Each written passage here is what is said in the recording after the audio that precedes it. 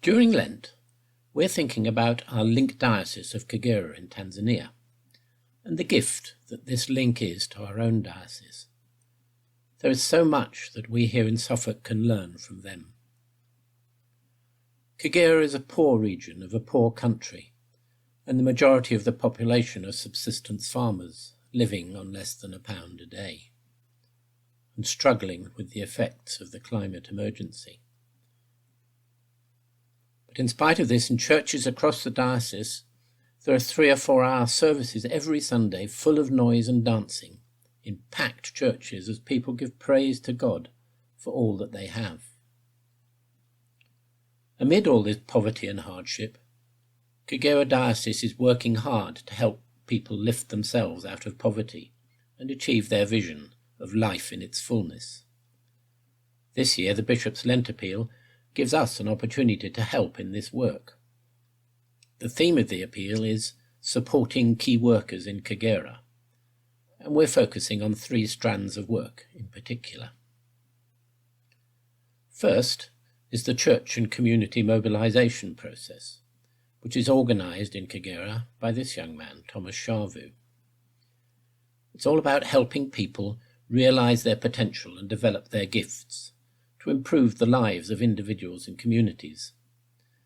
The process starts with Bible study to change people's mindsets and prepare them for the practical training that will follow. Many people think that to till the land is a curse, but CCMP teaches that it is a blessing. They learn from Genesis of a God who has given them a world to cultivate and care for. From Kings and the story of Elisha and the widow's oil, they learn of a God who loves them and will multiply their efforts.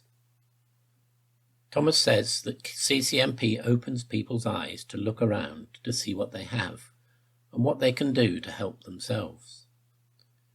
With your help, we can continue to support Thomas and his team in their vital work and bring lasting change to people's lives.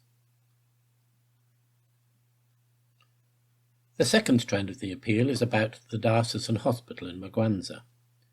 The medical care there is wonderful, but it makes us very thankful for our own NHS. We don't have to pay 3 days' income just to see a doctor, nor do our cleaning staff have to wash sheets by hand because there's no money for electricity for the washing machines. Yet this hospital's vision is to be a referral hospital with specialists generating income so that the poorest can be helped more. At present, the nearest referral hospital is a 5-hour journey away over roads like this.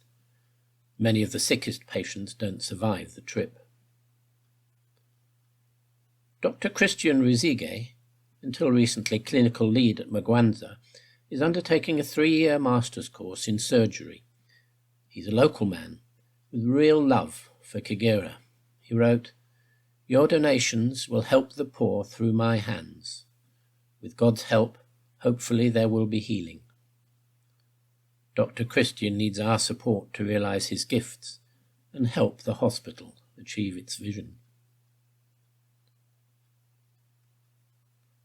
The third strand of the appeal is helping priests lead their people out of poverty.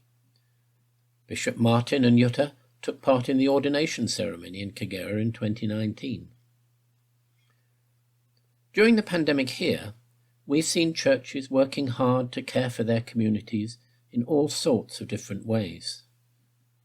Priests in Kagera do much the same, leading their people towards the diocesan vision.